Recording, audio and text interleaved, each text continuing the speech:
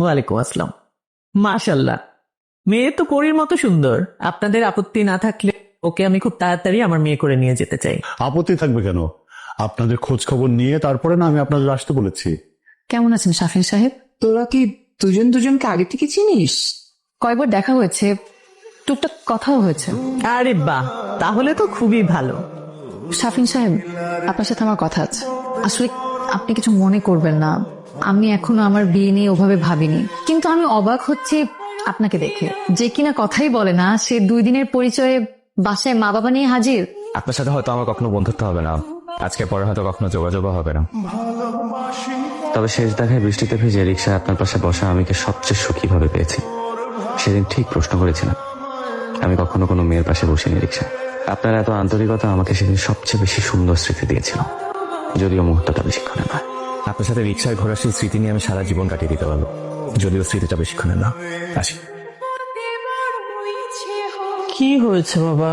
ওদের বাসা থেকে আসার পর থেকেই দেখছি কেমন গম্ভীর হয়ে আছিস। কি কথা হলো, কিছুই বললি না। মা দেখো, আমি বিয়ের সাথে করবো না। ও যদি চাচ্ছে না, শুধু সময় আমরা দুইটা না গাই।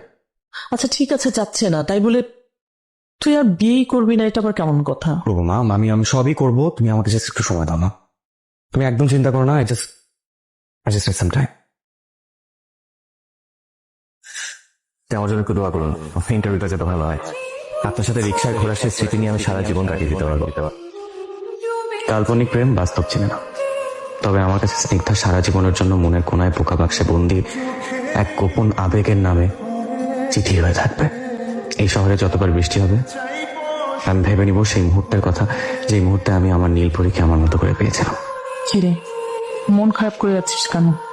যদি মন খারাপ করেই থাকবি তাহলে যেতে দিলি কেন? আর মন খারাপ করে থাকলে কি কোনো কিছুর সমাধান হবে? আমি ওই সময় বুঝতে পারিনি, ওর প্রতি মায়া কাজ করতো, কিন্তু এতটা যে মায়া কাজ করবে এটা তখন বুঝতে পারিনি, এখন বুঝতে পারছি। দেখা কর, কথা বল, সব ঠিক হয়ে যাবে। আপনি আমাকে কল্পনা দেখছেন না, বিশ্বাস হচ্ছে না? আপনি সত্যি সত্যি এসেছেন?